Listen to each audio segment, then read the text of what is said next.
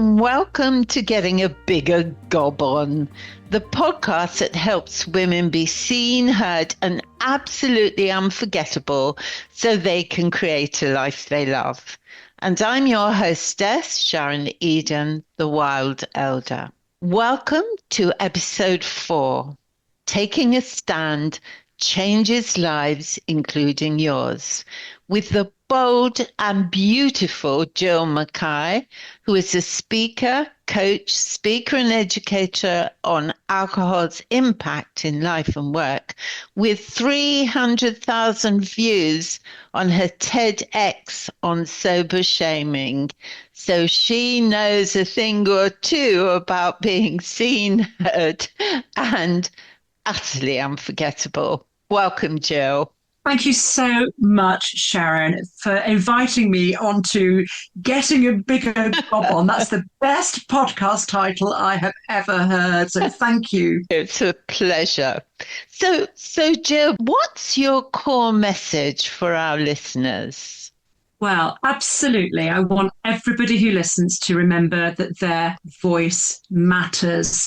Your voice matters. Please don't ever minimize your truth or believe that people aren't listening or watching and that it doesn't mean anything to them. Take a stand and share. Honestly, you never know who is listening or who will gain from what you share. I really genuinely believe that your greatest regret in life could be that you haven't shared what matters to you. If just one person hears you, you might not be aware of it, but you could create great change in the world. Oh, that's beautiful, Gill, and so true. If only one person. I often say to teachers who are having a hard time with their class, if only one pupil wants to learn, that's enough. It is, absolutely. I think that all of the stuff that is around on social media, with all this generic training around how to show up on social media, it's always talking to the millions. Yeah, sure, we can talk to the millions and your voice matters there. But I also think talk to the one person who's ready or not quite ready, because when they'll take action, that's when they're ready and they've consumed your content for a while. That could be something on social media, or it could be a conversation on the tube. Yeah, I think it's just about one person. Absolutely. That's brilliant, Gill. So I'm going to ask you now how you came to this conclusion that taking a stand changes lives, including yours. Can you tell me about that? Yeah, so I'll give you a little bit of my backstory, and I know we've only got 20 minutes, Sharon, very aware of that, because you and I could talk for absolutely ages. I've always felt a bit different, a bit of an outlier. I was born with a heart condition and I was really tiny, and my skin was a little bit blue, my nails were blue because of the lack of oxygenation. It was all cured and sorted at the age of 12. I kind of was really comfortable in my own skin. I had a really lovely upbringing with a very loving, quite concerned mum and dad about my heart, but a really loving background. But I always felt I had a voice, possibly because I was different. And then lots of fast forwards through this relatively short story. In my late 20s, my first husband had an affair with my very, very good friend. Oh. And I completely lost my voice. It really made me think about my values. It made me think about how I showed up in the world. It made me think about how people can behave this dreadful way. But I lost my voice, and I lost my voice mainly because I started to drink. That was my way of coping and numbing out the horror, the lying, the betrayal, the way that other people have behaved, and how dare they enter my life with such behavior. And it was my response was through a bottle of Sauvignon Blanc. And I didn't have that language at the time to say, this has enabled me, or but the opposite of that, this has put me on the path to losing my voice. But now looking back, I know that it did. And then another fast forward into middle age, sandwich generation, elderly parents. My daughter was diagnosed with OCD. I was coping, just coping. I was successful at work. I was busy, busy, busy. That's another numbing mechanism. Busy, busy, busy, drinking, drinking, drinking, glugging, glugging, glugging, numbing, numbing, numbing, existing, existing, existing, escaping, escaping, escaping, but not really sharing my voice. And one day, it's really interesting. In the alcohol world, they talk about hitting a rock bottom. It wasn't a rock bottom. I just looked in the mirror and thought, who the hell are you? Who the hell have you become? You know, that you really are not the authentic, the real you. And you've stopped talking to people about what matters to you. But more importantly, Jill, you've stopped talking to yourself about what matters to you. And Yeah. that day, I spoke to my husband and I said, I need your support. I'm going to stop drinking. It was March 2017. And he said, okay, I'll stop drinking until summer holidays. So I'll support you until then. But boy, was it helpful. It got me on my path. But I bet in a little way, I bet he regrets it because I've become very gobby since. That's And wonderful, Joe. absolutely. And it was as a result of that that I started really thinking about what mattered to me. And I had a lot of catch up to do. And I've worked subsequent to that in the sobriety world.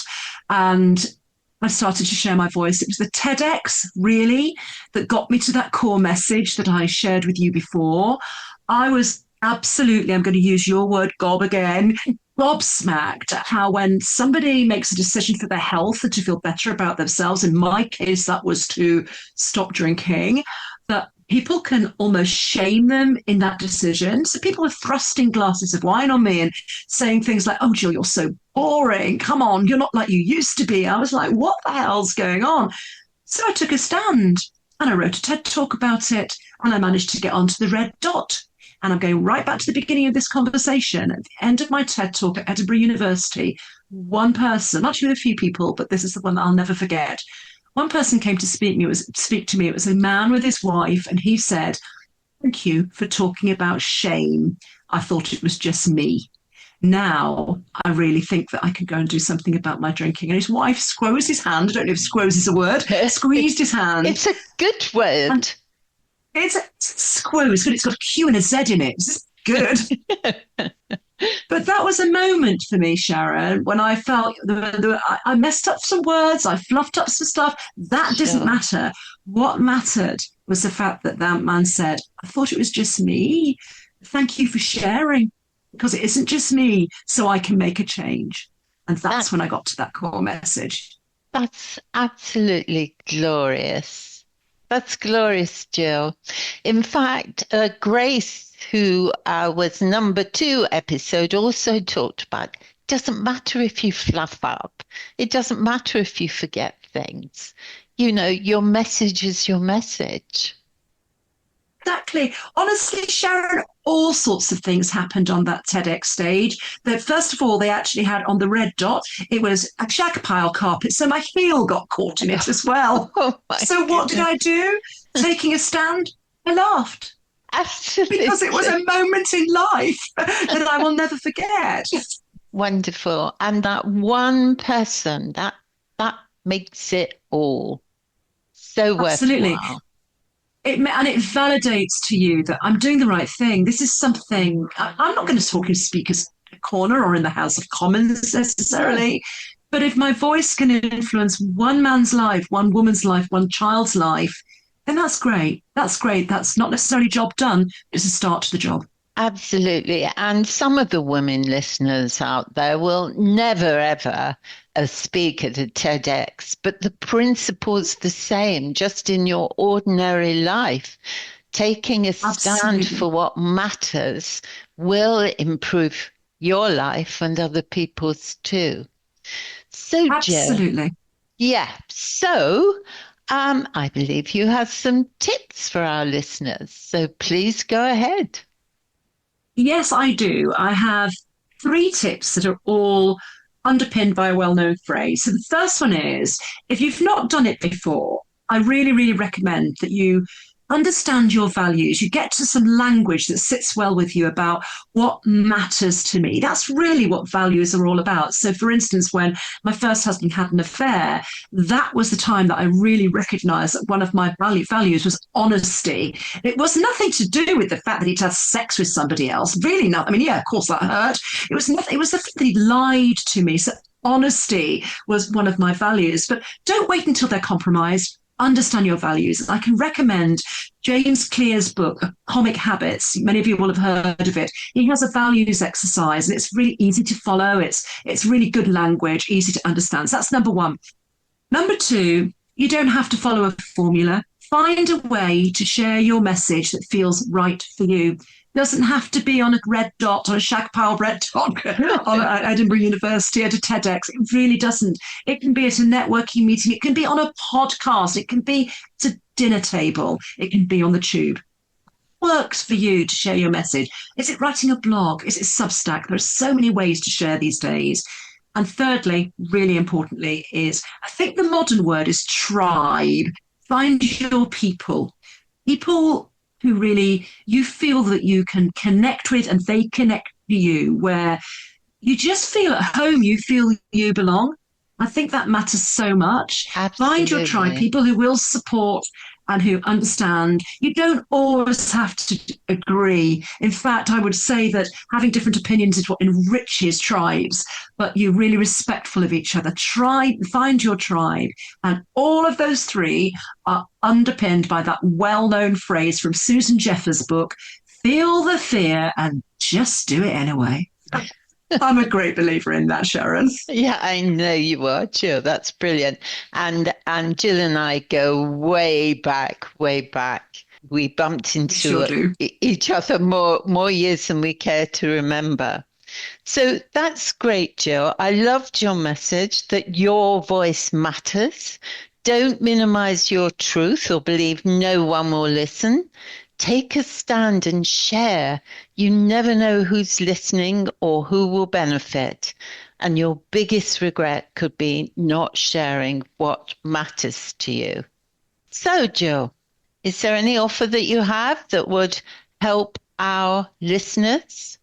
Well, I'm collaborating with a wonderful woman called Kia Adair. And we are all about helping women to share their voice. We run a stage for emerging voices and elevating voices, but we also run free connector session. Usually, and I'll say usually, the first Thursday of every month. We would love to invite everybody to come along to that. It's as part of my links that I know you'll use as part of this podcast. We'd love to meet you that way. Come and see what it's like in the Speak and Shine world and how we can help you to share your voice. That's wonderful, Jill. And yes, the link will be in the show notes of the podcast. And how can people connect with you personally, Jill, if they'd like to? So the best way for me, thank you, Sharon, is through LinkedIn. That's really the place that I like to hang out on. Every day's a school day. I love meeting new people on there and reading posts. So that's the best way to connect with me on LinkedIn. Excellent. And again, the links will be in the podcast show notes. So, Jill, I am so delighted that you've come to the podcast and shared your experience and your wisdom. You are such an inspiration for other women. And I don't really know what to say there. Thank you. You're very welcome. And everyone who's listening, Jill is so generous with her time and with her expertise. And she's certainly a woman who is unforgettable. So thank you so much, Jill, for being with us. Well, thank you for inviting me, and even more, thank you for those beautiful words. I just know this podcast is going to connect with so many people. Thank you, Sharon. You are so welcome. And thank you to everyone listening. If this has resonated with you and you're hungry for more, do join my Wild Elder community and subscribe to my weekly newsletter where I share fresh insights, top priority updates, behind the scenes stuff, and cutting edge tools for deep personal growth. As a welcome gift, you'll receive What Spirituality Is and Isn't, a no BS, straight talking chapter from my Amazon bestseller, Rediscovered. It's your first step to revitalizing who you truly are, where you're headed, and why you're here. So thank you again for listening. We'd love to hear how you're getting on with the tips. And do keep an eye out for the next inspiring episode of Getting a Bigger Gob On. Bye, everyone.